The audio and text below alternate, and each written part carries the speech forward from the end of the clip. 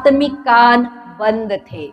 ये आत्मा की बातें नहीं समझ रहे थे, क्योंकि शारीरिक मनुष्य आत्मा की बातें नहीं समझता है। शारीरिक मनुष्य आत्मा की बातों को मूर्खता समझता है, और यहूदी लोगों के साथ यही हो रहा था, क्योंकि उनके पास परमेश्वर का पवित्र आत्मा नहीं था। जो कुछ भी वो कर रहे थे शरीर में कर रहे थे, और अब आत्मा वाली बातें जब यीशु मसीह यहूदी लोगों के साथ कर रहा था, उनको समझ में नहीं आ रहा था। और फिर आगे जाकर लिखा है, परंतु उसने अपनी देह के मंदिर के विषय में कहा था। वो इस मंदिर के विषय में जो खुद था उसके बारे में कह रहा था, और पहली बार वो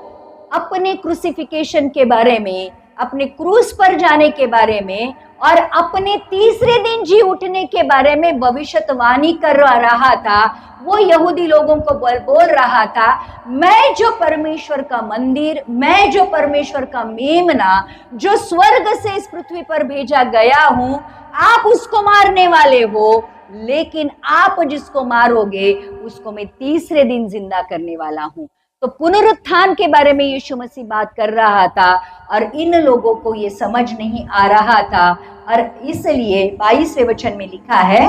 अतः जब वह मुर्दों में से जी उठा तो उसके चेलों को स्मरण आया कि उसने यह कहा था, और उन्होंने पवित्र शास्त्र और उस वचन की जो यीशु ने कहा था प्रतीति की। तो अब ये बातें, अब यूहन्ना तो जब इसने ये सुसमाचार लिखा था तो यीशु मसीह मर के तीसरे दिन जी उठकर स्वर्ग भी चला गया था।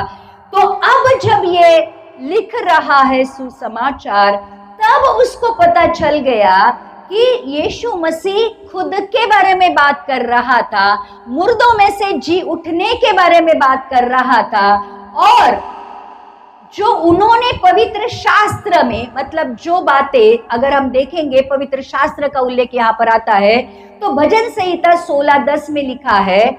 कि यीशु मसीह के बारे में और एक भविष्यवाणी ये की गई थी, जो उनको याद आई, जिस भविष्यवाणी को यीशु मसीह ने अपने जीवन के बारे में पूरी किया, क्योंकि तू मेरे प्राण को अधोलोक में ना छोड़ेगा,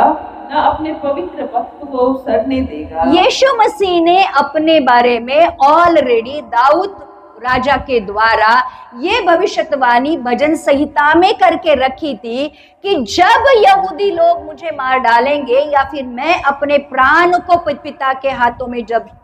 छोड़ दूंगा, तो परमेश्वर मुझे, मेरे प्राण को अधोलोक में ना छोड़ेगा।